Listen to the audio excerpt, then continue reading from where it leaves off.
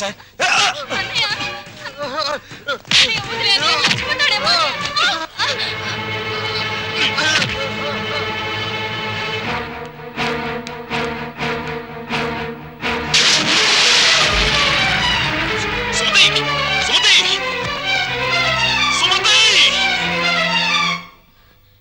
ఎంత గండం గడిచింది.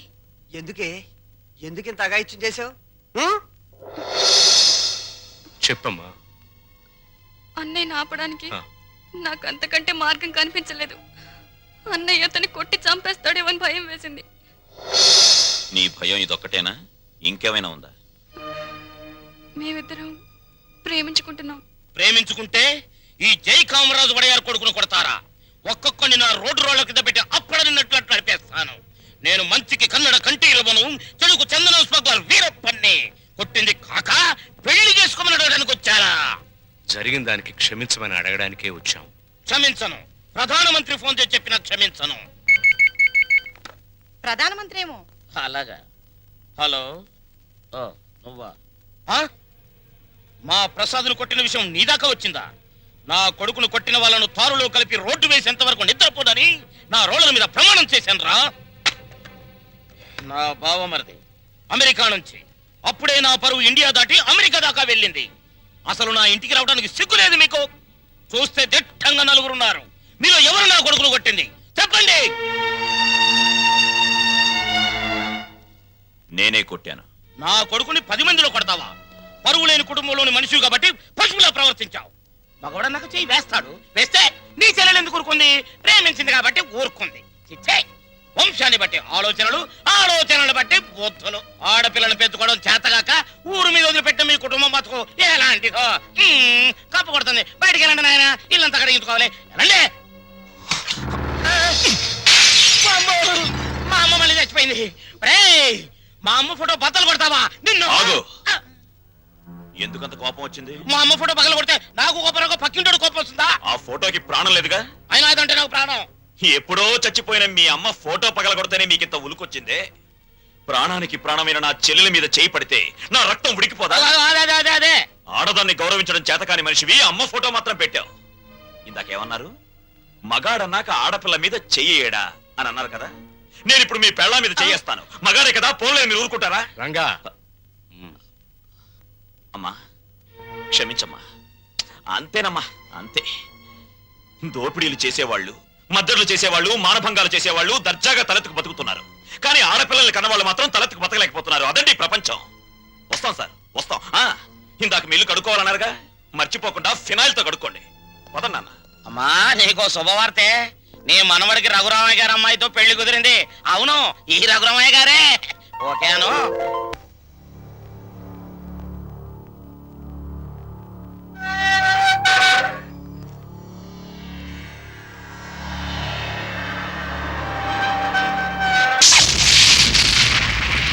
నేను ఇవాళ జైల్లోంచి విడుదలై వస్తున్నాను తెలుసు కూడా వెల్కమ్ చెప్పడానికి ఎందుకు రాలేదే? నాకు ఇక్కడ బోర్డు హోంవర్క్ ఉంది. నువ్వు హోంవర్క్ చేయటం ఏంటి? ఎగతాళిగా మాట్లాడుకో.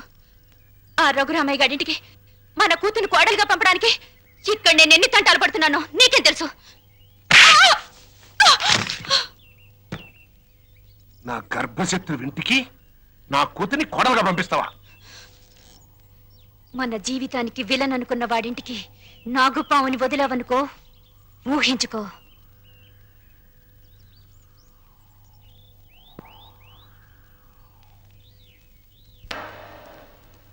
నాన్నగారు, తమ్ముడు చదువుతున్న కాలేజీ ప్రిన్సిపాల్ గారు మీకు ఈ లెటర్ పంపించారు.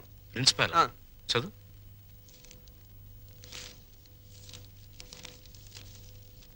గౌరవనీయులైన రఘురామయ్య గారికి నమస్కారములు. మీ అబ్బాయి రవి గురించి ఒక ముఖ్యమైన విషయం మాట్లాడాలి. బయలుదేరి వస్తే ఒక ఆత్మహత్యను నివారించిన వారు అవుతారు. ఇట్లు భవదీయుడు Bhavani Prasad, principal, MRC college. మీ అబ్బాయి రవి ప్రవర్తన ఏం బాగోట్లేదు. అయితే వాడు మా రవి అయి ఉండడు. తమ పిల్లల గురించి ప్రతి అలాగే అనుకుంటాడండి.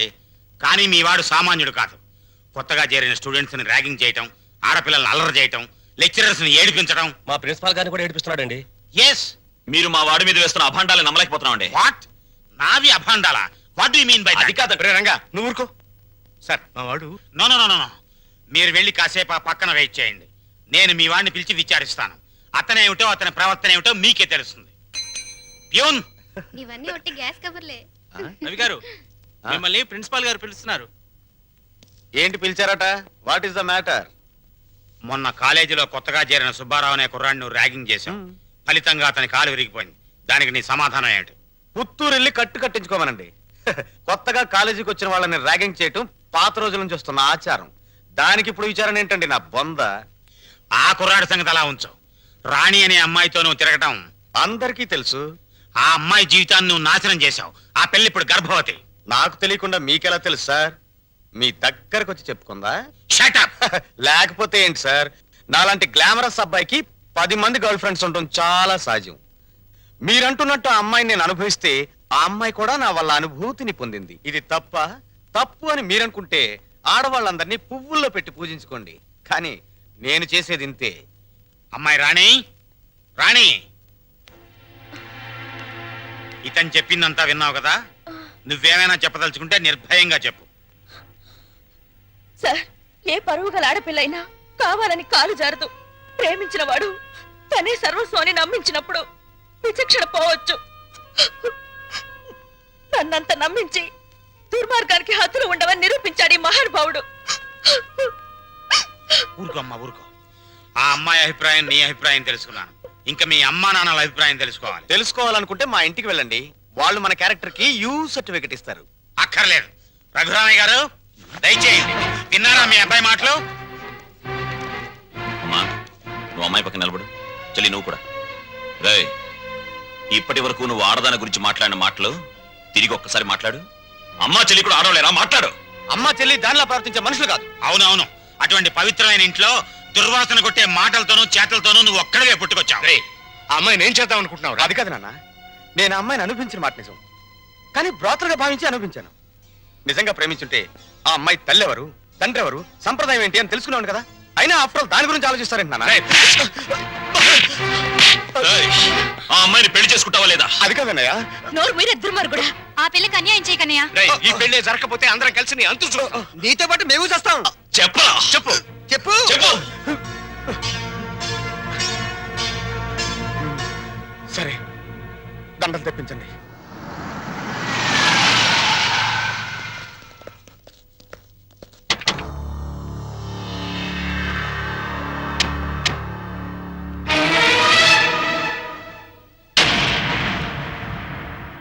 బావా బావా, బాగున్నావా? ఇంకా బాగోలే. ఆ పిల్లరా నీ కొత్త కోళ్ళం? ఆ పిల్ల ఎవరు కనుక్కో చూద్దాం. నీ వేలు విడవని మేనగోళ్ళం అంటే నీ సొంత చెల్లెలు సవితికి కూతురు. ఈ నా కీపే నీ కొత్త కోడలకి జన్మభూమి. నీకు గుర్తుందా? అప్పుడప్పుడప్పుడప్పుడు నా ముఖం మీద నా కొడుకు చేత తుపుక్కు నువ్వే ఇచ్చావు. ఇప్పుడు నీకు గుర్తొచ్చి ఉంటుందిలే. ఆ ఉమ్ము అప్పుడే తుడుచుకుంటే పోయింది. కానీ ఇప్పుడు నీ మొహం మీద పడబోయే ఉమ్ము లైఫ్ బాయ్ సబ్బుతో తోవుకున్నా లైఫ్ లాంగ్ సరిగిపోకుండా పర్మనెంట్ గా ఫిక్స్ అయిపోద్ది. అరవబకరా నా కొడక. పైకి లేకుండానే మీ ఫ్యామిలీ అఫేర్ అంతా ఊరంతా తెలిసిపోద్ది. చూడు, ఇయాల నుంచి నా కూతురు జెండా మీ ఇంటి మీద ఎగురుతా ఉంటదన్నమాట. ఎప్పుడు ఎగరటం మానేస్తాం అప్పుడు జెండా ఎత్తేస్తాం. ఈ గవర్నమెంట్ కూలిపోద్ది. బావా, గడ్డిని తగలబెడటానికి పెద్ద దివిటి అక్కర్లా, చిన్న అగ్గిపుల్ల చాలు. ఆ అగ్గిపుల్లే నీ కోడలు నా కూతురు అన్నమాట. ఈ రోజు నుంచి ది ఎండ్ కార్డు పడేంత వరకు నా డైరెక్షన్ లో ఇవ్వబోయే కొత్త ట్విస్ట్ అన్నమాట. వచ్చిన పని అయిపోయింది, ఇంకొస్తా అన్నట్టు డాక్టర్. ఏం డాడీ? నా సన్ ఇన్ లాని లాక్రమే ఆశీర్వాదం తీసుకుని కానీ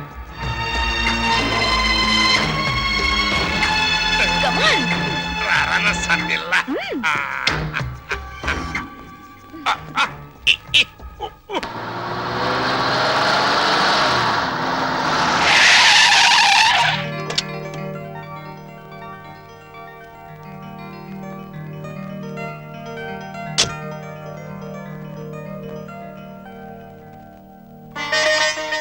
మరి నా ఆడపడుచు లాంఛనమో?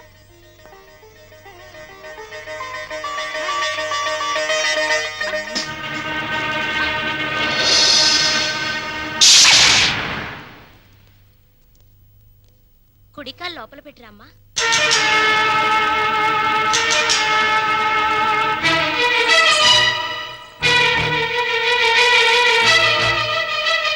కాదు, కుడికాలు. కీప్ లెఫ్ట్ అన్నారు పోలీసోళ్ళు. అవునవును, కీపు ఎప్పుడు లెఫ్టే. వైఫే రైటు. ఈ జ్ఞానం ఎప్పుడు వస్తుందో. అత్తా మామూలుకి నమస్కరించమ్మా.